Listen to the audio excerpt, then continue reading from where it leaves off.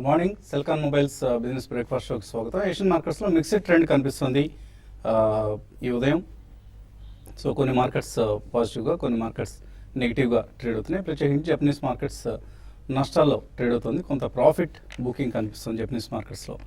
మన మార్కెట్స్ కూడా కొద్దిగా వీక్గా ఓపెన్ అయ్యే అవకాశాలు కనిపిస్తున్నాయి. ఎస్ఎక్స్ నిఫ్టీ ట్రెండ్ బట్టి చూసినా, గ్లోబల్ క్యూస్ని బట్టి చూసినా కూడా. సో నిన్న మార్కెట్స్ ఓపెనింగ్ ఇలాగే వీక్గా ఉన్నప్పుడు కూడా కొంత క్లోజింగ్ సమయానికి స్ట్రాంగ్గా క్లోజ్ కావడం చూసాం.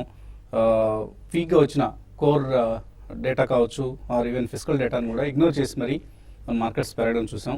ఫండమెంటల్స్ను విస్మరించి లిక్విడిటీ బలంతో పెరుగుతున్న మార్కెట్స్ ఇవి. కేవలం లాస్ట్ 4 సెషన్స్లో మనం చూస్తే నిఫ్టీ 310 పాయింట్లు, ఆల్మోస్ట్ 3.5% లాభపడటం చూసాం. సో ఎఫ్ఐ కొనుగోళ్లే ఇందుకు ప్రధాన కారణంగా చెప్పుకోవచ్చు.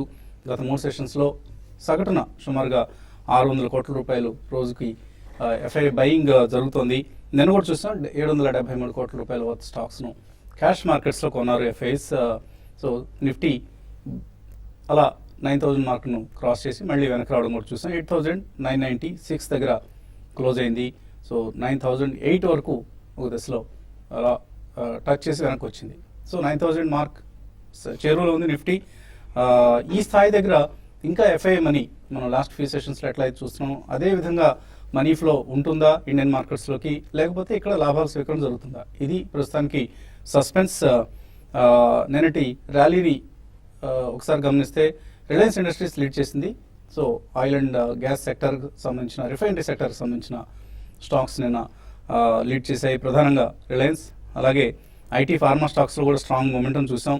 మిడ్ క్యాప్స్ అవుట్ పెర్ఫార్మ్ చేయడం చూసాం. అలాగే టాటా గ్రూప్ స్టాక్స్, టాటా ఎలక్సీ కావచ్చు, టాటా స్పాంజ్ కావచ్చు, Tata Metaliks, or even Tata investment corp, Rallis India, ఇలాంటివన్నీ కూడా 10 to 20% పెరిగాయి. సో టాటా సన్స్ ఐపీఓ వస్తుంది త్వరలో అన్న వార్తలతో మనం టాటా గ్రూప్ స్టాక్స్లో హైటెండ్ యాక్టివిటీ చూసాం. సో మొత్తం మీద 9,000 మార్క్కి నిఫ్టీ చేరింది. సో 8,000 to 9,000 ఈ 1,000 పాయింట్స్ జర్నీలో ఫైనాన్షియల్ స్టాక్స్ ఎక్కువగా లీడ్ చేశాయని చెప్పుకోవచ్చు ఈ 1,000 పాయింట్స్ జర్నీని.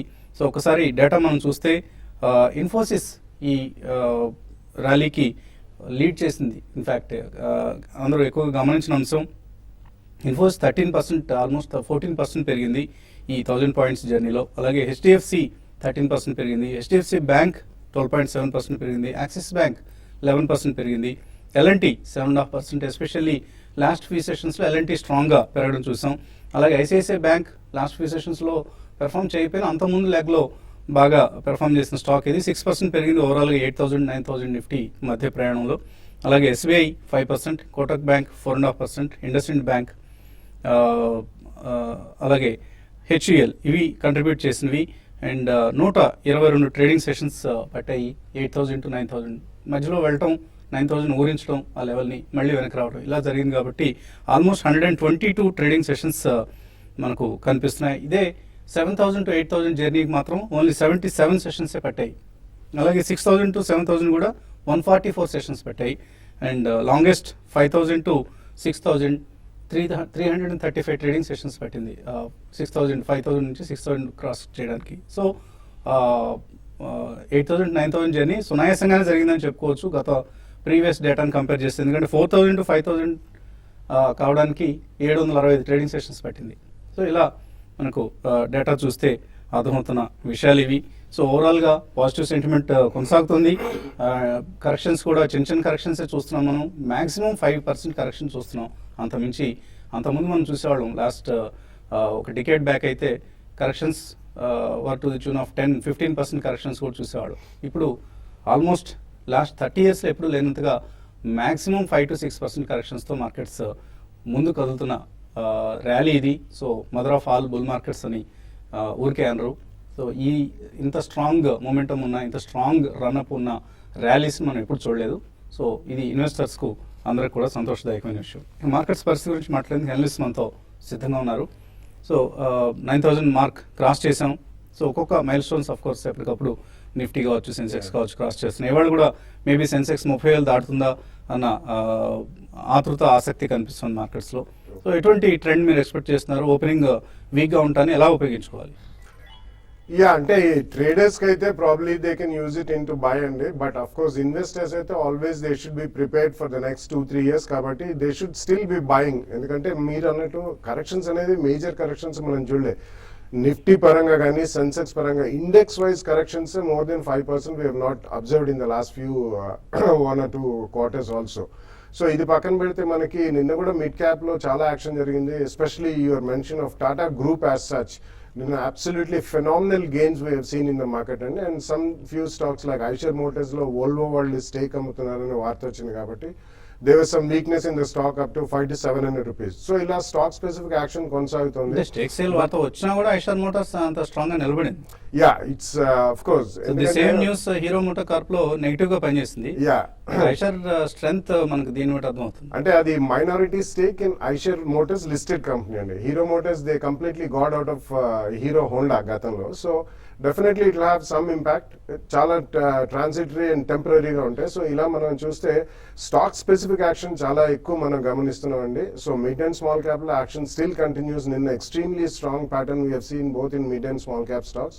సో గోయింగ్ ఫార్వర్డ్ అదే మనకు కొనసాగుతుందని కూడా మనం అనుకోవచ్చు. సో ఎస్పెషలీ మనకి న్యూ ఇన్వెస్టర్స్ ఎవరైతే ఉంటారో వాళ్ళు they can first of all attempt by mutual funds and selectively mid and small cap stocks funds కూడా దే కెన్ ఫోకస్.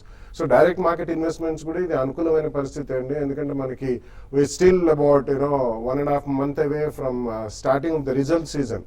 సో ఇవన్నీ మనం పక్కన పెడితే ఇంట్రెస్ట్ రేట్ కట్ గురించి నెక్స్ట్ మార్కెట్ వాళ్ళు చాలా కీన్ గా అవాయిడ్ చేస్తున్నారు. And probably a rating agency's announcement, any of them could slightly say we are optimistic about India.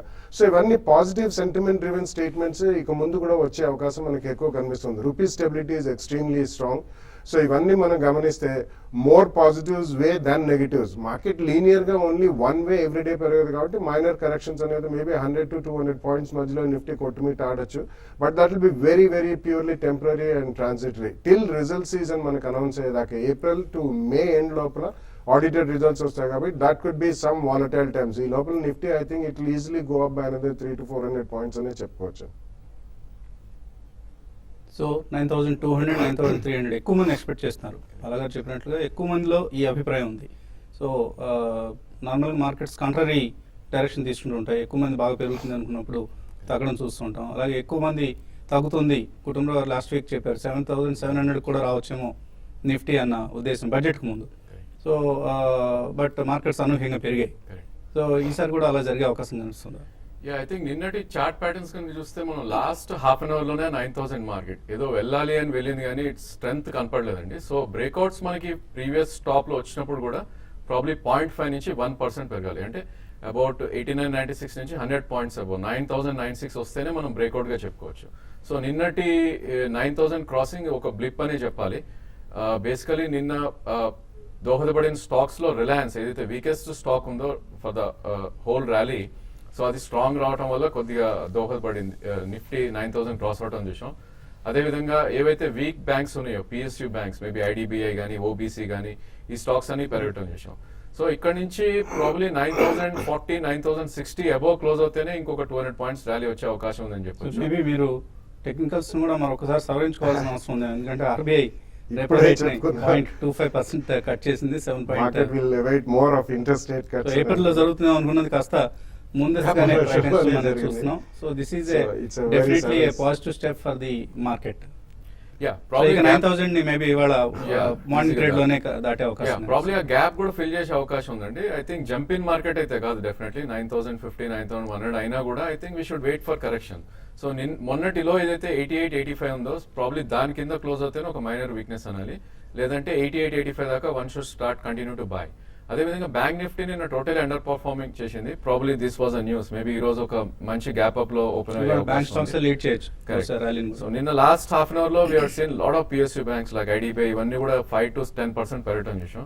Probably this should be the thing. And మనం ఒకటి గమనించాల్సింది అంటే IT space లో ఏదైతే ఉందో ప్రాబ్లీ మనకి నిన్న ఐటీ ప్రీవియస్ హై బ్రేక్ అయ్యి 100-120 points పెరగటం చూసాం. ప్రాబ్లీ ఇక్కడ నుంచి ఐటీ స్టాక్స్ కూడా పర్ఫార్మ్ అయ్యే ఛాన్స్ ఉంది. So all in all probably banking support చేస్తే I think 9,200 is very possibility ఎక్కువ ఉంది. అండ్ ప్రాబ్లీ రేంజ్ క్లియర్లీ ఇప్పుడు షిఫ్ట్ అయింది. 8,700 నుంచి 9,200 వరకు రేంజ్ అయితే డెఫినెట్లీ షిఫ్ట్ అయింది. అదే ఇండివిజువల్ స్టాక్స్ లో చూస్తే కనుక మనకు కొన్ని నిన్న మంచి బ్రేక్అవుట్ స్టార్ట్ అని చూసాం. ప్రాబ్లీ అరవింద్ మిల్స్ ఏదైతే స్వింగ్ హై ఉందో 318 దాని అబౌవ్ క్లోజ్ అయింది. సో అది one should buy with stop loss of 313, 320 current market price, 342 so breaking news ఏంటంటే ఆర్బీఐ రెపో రేటును 0.25% కట్ చేసింది. ఎస్జీఎక్స్ నిఫ్టీ 9,166 114 పాయింట్ల లాభంతో ట్రేడ్ అవుతుంది. 1.3% పెరిగింది. So this is the breaking news. In fact RBI వడ్డీ రేట్లను అనూహ్యంగా కట్ చేయడం అనేది ప్రస్తుతానికి major news for the markets. It's a breakout for the indices కూడా. Yeah exact. So bank Nifty కూడా మేబీ ఐ థింక్ జనవరి 15th రోజు అయితే 3% అప్పర్ లెవెల్ దగ్గర గ్యాప్ ఓపెన్ అయ్యే అవకాశం ఉంది. ప్రాబ్లీ 21,000 దగ్గర డెఫినెట్లీ రెసిస్టెన్స్ ఉంటుందండి. ప్రాబ్లీ ఈ gaps I think profit taking చేసుకోవడానికి వీలుగా ఉంటుంది డెఫినెట్గా ట్రేడర్స్ కి. ఓకే అండి. సో ఈ బ్రేకింగ్ న్యూస్ నేపథ్యంలో మనం కూడా వచ్చిన బ్రేక్ తీస్తున్నాం.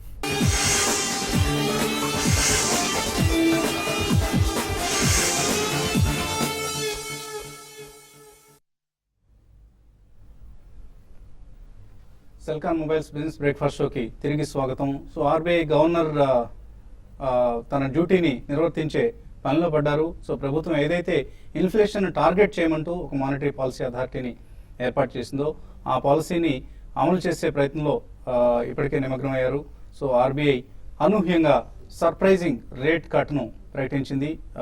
7.75 ఉన్న రెపో రేట్ను ప్రస్తుతం 7.5 తగ్గించారు.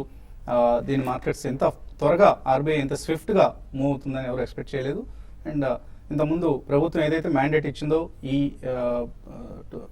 ఫైనాన్షియల్ ఇయర్ 16కి 6%కి తర్వాత ఈ సంవత్సరాల్లో 4%కి ఇన్ఫ్లేషన్ తగ్గించాలి, plus or minus of course 1 to 2% అన్నది గవర్నమెంట్ ఇచ్చిన మ్యాండేట్. దానికి అనుగుణంగానే ఇవాళ వడ్డీ రేట్లు తగ్గించడం చూస్తున్నాం. సిఆర్ఆర్ క్యాష్ రిజర్వ్ రేషన్ మాత్రం యథాతథంగా 4% దగ్గర ఉంచారు. సో ఇది మార్కెట్స్కి చాలా చాలా పాజిటివ్ అంశంగా చెప్పుకోవచ్చు. ఇవాళ ఎస్పెషల్లీ రేట్ సెన్సిటివ్ సెక్టర్స్ సంబంధించిన స్టాక్స్లో హైట్ అండ్ యాక్టివిటీ మనం చూస్తాం. హై బీటా స్టాక్స్లో banks, infrastructure, real estate, capital goods ఇటువంటి సెక్టర్స్ సంబంధించిన స్టాక్స్లో మనం హైట్ అండ్ యాక్టివిటీ చూడబోతున్నాం. గ్యాప్ అప్ ఓపెనింగ్ కోసం మార్కెట్స్ సిద్ధమవుతున్నాయి. జస్ట్ ఫ్యూ మినిట్స్లో మారిన ట్రెండ్ ఇది. ఇంతకుముందు మనం ఓపెనింగ్స్ రిమార్క్స్లో అనుకున్నాం మార్కెట్స్ మేబీ స్లైట్లీ నెగిటివ్గా ఓపెన్ అయ్యే అవకాశాలు ఉన్నాయని. But now it is confirmed that markets will open with a positive gap up. Callers లైన్లో ఉన్నారు. వరంగల్ నుంచి Venkateswara Rao first caller. Hello, good morning sir. Good morning, అడగండి. సార్ నాకు ఆల్ కార్గో లాజిస్టిక్స్ తర్వాత సోమాని సెరామిక్స్ అండి. సార్ వీటి కంపెనీ ఫ్యూచర్ ప్రాస్పెక్ట్స్ గురించి కాస్త చెప్పండి సార్. ఈ రేట్ లో మనం కొనుక్కోవచ్చా? లాంగ్ టర్మ్ కోసమేనా ఈ రెండు? సార్ ఎంత కాలం కోసం అడుగుతున్నారు? ఎంతకాలం హోల్డ్ చేస్తారు? నేను మీడియం టర్మ్ కి అండి. Okay, all cargo logistics and సుమాని ceramics ఎలా ఉంటాయి రెండు? Yeah, rendu kuda definitely the good companies and mid cap which are slightly inching up to maybe not large caps but very strong companies in mid caps. Okati construction materials, Somani Ceramics. Recent times lo manam chuse all Kajaria, Somani itvantivanni Sera anni baga perige. So definitely even all cargo logistics space lo it's one of the oldest companies and they are also getting into ports and large time supply chain management. So rendu kuda meer currently konalanunte first price point lo you can take the first price point buying. తర్వాత caller Vanamaraju లైన్లో ఉన్నారు. Hello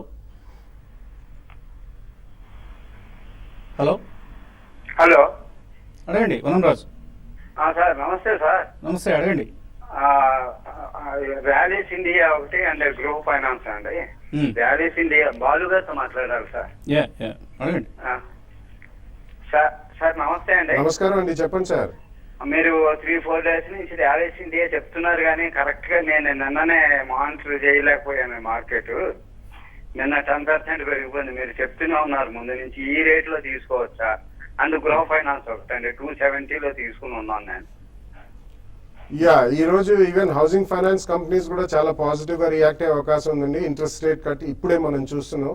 so definitely group finance is a very good company as well as Rallis India. Rallis India agrochemicals లో it's one of the pioneers and one of the finest companies, research based quality agrochemical company. కాబట్టి మీరు ఒకవేళ strong గా about 5-7% strong గా open అయితే మాత్రం just కొంచెం cool అయ్యేదాకా వెయిట్ చేయండి. బట్ లాంగ్ టర్మ్ ఇన్వెస్టర్ కాబట్టి మీరు రెండు కూడా మంచి కంపెనీలే. ఫస్ట్ ప్రైస్ పాయింట్ లో కొంచెం ప్రైస్ స్టెబిలిటీ కనిపించాక కొనండి. లాస్ట్ కాలర్ ఖమ్మం నుంచి రాంబాబు. హలో రాంబాబు, అడగండి. గుడ్ మార్నింగ్ ఆర్ఎస్ అండి. గుడ్ మార్నింగ్, అడగండి. సార్ ఇప్పుడు నేను ఈ రేట్లో డిస్మాన్ ఫార్మాను ఏరీ సాగులో కొనుస్తాను. బాగా చెప్తాను టెక్నికల్ గా ఫండమెంటల్ గా. దుష్మన్ అండ్ ఐరిస్ ఆగ్రో తీసుకోవచ్చు. Yeah, I think you can buy అండి. డెఫినెట్లీ డిష్మన్ కూడా చాలా స్ట్రాంగ్ గా కన్సాలిడేట్ అవుతుంది బిట్వీన్ 150 అండ్ 170 మధ్యలో. So I think next 1-2 years లో వాళ్ళకి రీసెంట్లీ ఒక మేజర్ కాంట్రాక్ట్ కూడా వాళ్ళకి రావడం జరిగింది ఆంకాలజీ స్పేస్ లో. So definitely I think you can buy, but by it with 2 price points. At least 10-12% decline లో సెకండ్ ప్రైస్ పాయింట్ లో కొనండి. ఇంకొక stock Dushman and Aries Agro. Aries Agro, it's a small time company and it's a small cap stock. They are into micronutrients. Agri space lo, it's a niche company which does micronutrients. So it's a good company. You can take at the first price point. Ikkada koddiga konandi. Mana following next 1 or 2 quarters lo manaki completely monsoon based agriculture based news guరించి వస్తుంది. Second price point maybe 10-12% down. With a 2-year view you can buy Aries Agro also.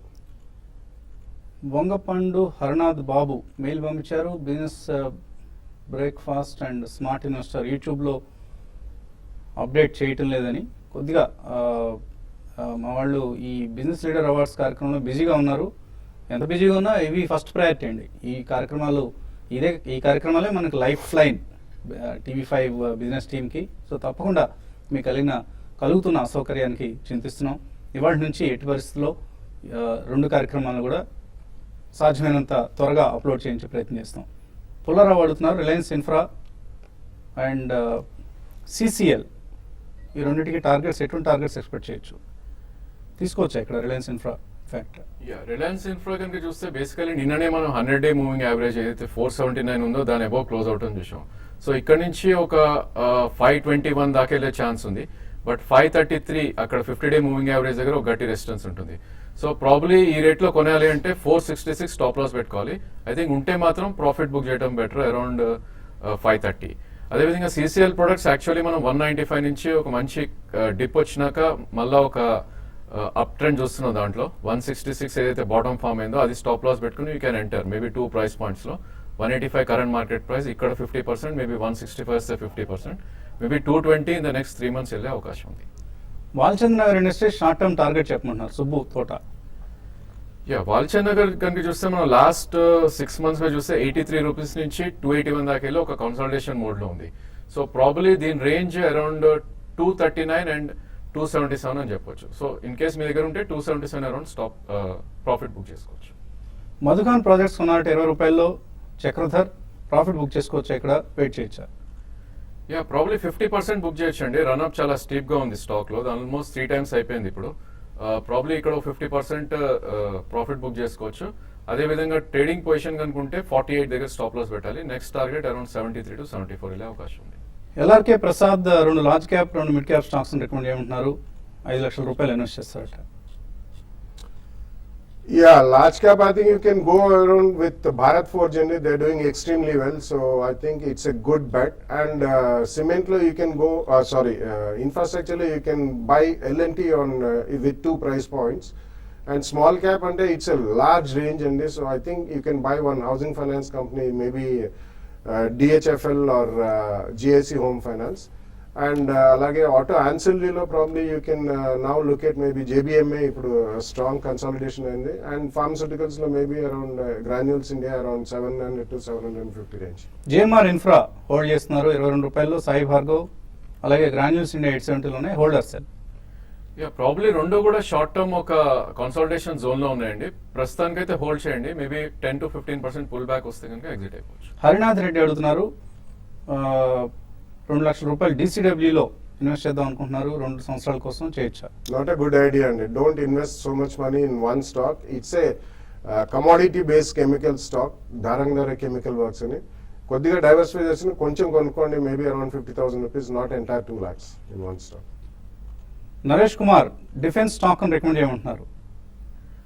Probably Walchandnagar is one stock which is showing lot of strength అండి. 150 నుంచి breakout చూసాం మనం. అది 350 to 400 వెళ్ళే అవకాశం ఉంది. 2 price points maybe 250 and 220 మధ్యలో accumulate చేయండి. ప్రసాద్ రావు అడుగుతున్నారు NCC 78 రూపాయల్లో హోల్డ్ చేస్తున్నారు December 14th నుంచి. అలాగే CCL ప్రొడక్ట్స్ 186లో 2 కూడా తగ్గాయట, తర్వాత మళ్ళీ పెరిగాయి. తగ్గడానికి గురించి మీరు ఇంకా ఆందోళన చెందదండి, పెరిగాయి కదా, ఏం చేయాలి ఇక్కడ?